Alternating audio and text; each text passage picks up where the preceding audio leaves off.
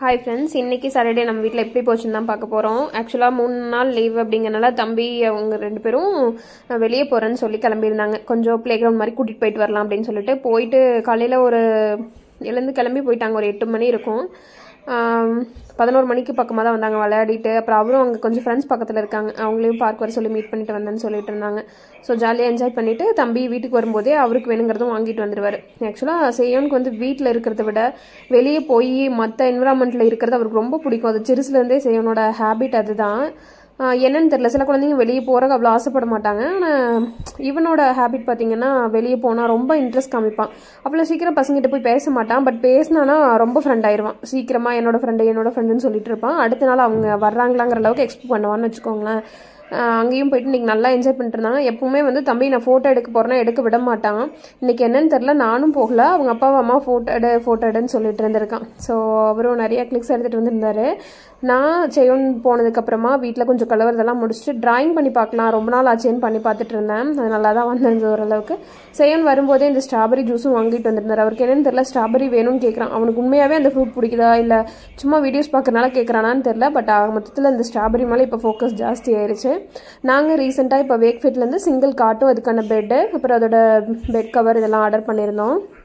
Card பார்த்தீங்கன்னா order பண்ண 2 நாள்லேயே வீட்டில் அசம்பிள் பண்ணி கொடுத்துட்டு போயிட்டாங்க. ஆக்சுவலாக நாங்கள் பக்கத்தில் இருக்கிற ஸ்டோரில் போயிட்டு குவாலிட்டி எங்களுக்கு பிடிச்ச மாதிரி பார்த்துட்டு பெட்டுமே அப்படி பார்த்து தான் செலக்ட் பண்ணியிருந்தோம். பெட்டு ஒரு 8 இன்ச்சில் இருக்கிற மாதிரி ஹைட்டில் பார்த்து எடுத்துருந்தோம். பயங்கரமாக கம்ப்ரெஸ் பண்ணி ஒரு சின்ன ரவுண்ட் பேக் மாதிரி பண்ணி கொண்டு வந்திருந்தாங்க. பார்த்தா அது பெட் அதுக்குள்ளே இருக்கானே சொல்ல முடியாது. ஆனால் அது ஓப்பன் பண்ணதுக்கப்புறமா தான் ஏர் நல்லா ஃபில் ஆச்சு. ஸோ இந்த பெட்டு தான் நாங்கள் ஆர்டர் பண்ணியிருந்தது. பாருங்கள் எந்த அளவுக்கு நாங்கள் ஆர்டர் பண்ணிக்கிறது 8 இன்ச் பெட். பட் அவங்க அந்த அளவுக்கு கம்ப்ரெஸ் பண்ணி எடுத்துகிட்டு வந்திருந்தாங்க. டெலிவரி உண்மையாகவே நீட்டாக பண்ணியிருந்தாங்க. அதில் அந்த கார்ட் ஃபிட் பண்ணும்போதும் சரி, கார்ட்டும் ஒரு 1/4 மணி நேரத்தில் ஃபிட் பண்ணி கொடுத்துட்டு போயிட்டாங்க. ஸோ நீங்கள் ஆர்டர் பண்ணுறதா இருந்துச்சு அப்படின்னா பக்கத்தில் இருக்கிற ஸ்டோரில் போனீங்கன்னா நிறைய ஆப்ஷன்ஸ் இருக்கும். வெயிட்டை பொறுத்து இல்லை உங்களுக்கு இருக்கிற பேக் பெயினோ அந்த மாதிரி கன்சிடரேஷன் பொறுத்து நிறைய சஜஸ்ட் பண்ணுவாங்க. ஸோ அந்த மாதிரி கேட்டுட்டு நீங்கள் அப்புறமா ஆன்லைனில் போடுறதோ இல்லை அங்கேயே ஆர்டர் கொடுக்குறதோ நீங்கள் ப்ளேஸ் பண்ணிக்கலாம். மோஸ்ட்லி வேக்ஃபிட் ஸ்டோர்ஸ் எங்கேயுமே அப்போவே டெலிவரி கொடுக்க மாட்டாங்க.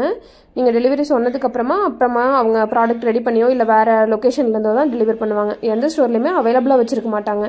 ஸோ அப்படி தான் இவங்க சொல்லியிருந்தாங்க நாங்கள் போயிருந்தப்போ. சரின்னு சொல்லிட்டு நான் ஆன்லைனுமே நிறைய அனலைஸ் பண்ணிட்டு தான் போயிருந்தேன், எனக்கு எந்த மாதிரி வேணும்னு சொல்லிட்டு. ஸோ இதுதான் ஆர்டர் பண்ணி வந்திருந்தது. பெட்டோட லுக் எங்களுக்கு பிடிச்சிருந்தது. அந்த சாஃப்ட்னஸ் ஸ்மூத்னஸ் எல்லாமே நான் எக்ஸ்பெக்ட் பண்ண மாதிரி இருந்ததுனால எனக்கு சாட்டிஸ்ஃபைடாக இருந்தது. இது ஸ்டோரேஜோடு எடுத்திருந்தோம். வித்தவுட் ஸ்டோரேஜ் எடுத்திங்கன்னா கொஞ்சம் கீழே ஸ்பேஸ் இருக்கும். பட் இது நாங்கள் ஹாலில் போடுற மாதிரி பிளான் பண்ணி வாங்கியிருந்தனால வித் ஸ்டோரேஜோடு வாங்கிக்கலாம், கவர் பண்ணது கொஞ்சம் நீட்டாக இருக்கும் பார்க்குறக்கு அப்படின்னு சொல்லிட்டு. அப்புறம் தம்பி தான் இந்த பெட்டை மோஸ்ட்லி யூஸ் பண்ண போகிறாரு அப்படிங்கிறதுனால ஸோ கவருமே கொஞ்சம் வாட்டர் ப்ரூஃபாக வாங்கிடலான்னு சொல்லிட்டு ஆர்டர் பண்ணும்போதே அதுவும் சேர்த்து ஆர்டர் பண்ணியிருந்தோம். அது கார்ட்டு ரிசீவ் ஆகி 2 நாளில் வந்துருச்சுன்னு நினைக்கிறேன்.